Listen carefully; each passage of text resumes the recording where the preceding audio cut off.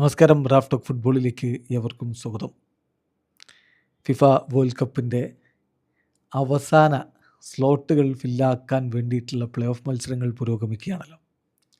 European മേഖലയിലെ play off മത്സരങ്ങളുടെ result നമ്മൾ പറഞ്ഞു. ഇനി ഇതാ ഇൻ്റർ കോണ്ടിനെൻ്റൽ മത്സരങ്ങൾ, ഇൻ്റർ കോണ്ടിനെൻ്റൽ പ്ലേ ഓഫ്, അതിലെ മത്സരങ്ങൾ ഇന്ന് നടന്നിട്ടുണ്ട്. ഇനി ഫൈനലാണ് ബാക്കിയുള്ളത്.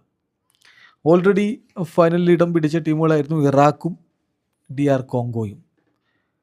അവരോട് ആര് ഫൈനൽ ഏറ്റുമുട്ടുമെന്നറിയാൻ വേണ്ടിയിട്ടുള്ള സെമി ഫൈനൽ എന്ന് വിളിക്കാവുന്ന മത്സരങ്ങളാണ് ഇന്ന് നടന്നത്. അതിൽ ബൊളീവിയ സൂരിനാമിനെ 2-1 പരാജയപ്പെടുത്തിയിരിക്കുന്നു. ലാറ്റിൻ അമേരിക്കയിൽ നിന്ന് മറ്റൊരു ടീം കൂടി വേൾഡ് കപ്പിലേക്ക് എത്തുമോ എന്നുള്ളതാണ് കണ്ടറിയേണ്ടത്. ഓൾറെഡി 6 ടീമുകൾ ലാറ്റിൻ അമേരിക്കയിൽ നിന്ന് യോഗ്യത നേടിയിട്ടുണ്ട്. 7ാമത്തെ ടീമായി, ആകെ 10 ടീം അവിടെ ഉള്ളത്, 7ാമത്തെ ടീമായി ബൊളീവിയ എത്തുമോ? ബൊളീവിയ ഇന്ന് 2-1 സൂരിനാമിനെ പരാജയപ്പെടുത്തിയിരിക്കുന്നത്. അങ്ങനെയാണ് അവർ ഈ ഇൻ്റർ കോണ്ടിനെൻ്റൽ പ്ലേ ഓഫിൻ്റെ ഫൈനലിലേക്ക് കടന്നിരിക്കുന്നത്. അതേ മറ്റൊരു മത്സരത്തിൽ ന്യൂ കലഡോണിയയെ ജമൈക്ക ഏകപക്ഷീയമായ ഒരു ഗോളിന് പരാജയപ്പെടുത്തി. ജമൈക്കയും ഫൈനലിലേക്ക് കടന്നിട്ടുണ്ട്.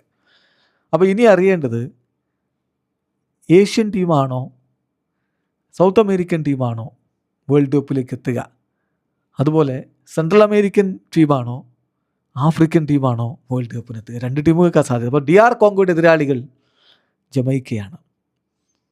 ആഫ്രിക്കൻ ടീമും സെൻട്രൽ അമേരിക്കൻ ടീമും തമ്മിൽ ഏറ്റുമുട്ടുന്നു. സോ ആര് ജയിക്കും കാത്തിരിക്കാം. മാർച്ച് 31 കളി. ഇന്ത്യൻ സമയം പറഞ്ഞാൽ ഏപ്രിൽ 1 പുലർച്ചെ 2:30 കളി. അതേസമയം ഇറാഖിൻ്റെ കളി, ഇറാഖും ബൊളീവിയയും തമ്മിലുള്ള കളി.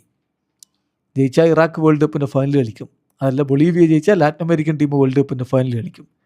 സോ ആ കളി ഏപ്രിൽ 1 പുലർച്ചെ 8:30 നടക്കുക.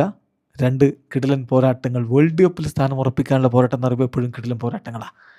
ആ 2 പോരാട്ടങ്ങൾ കൂടി നമ്മുടെ മുന്നിലേക്ക് എത്തുന്നു. അങ്ങനെ ടോട്ടൽ 6 ടീമുകൾ വേൾഡ് കപ്പിന് യോഗ്യത നേടും ഏപ്രിൽ 1 പുലർച്ചെ. വീഡിയോ അവസാനിക്കുന്ന ഫുട്ബോൾ ലോകത്തെ കൂടുതൽ വിശേഷങ്ങളുമായി റാഫ് ടോക്സ് എത്താം.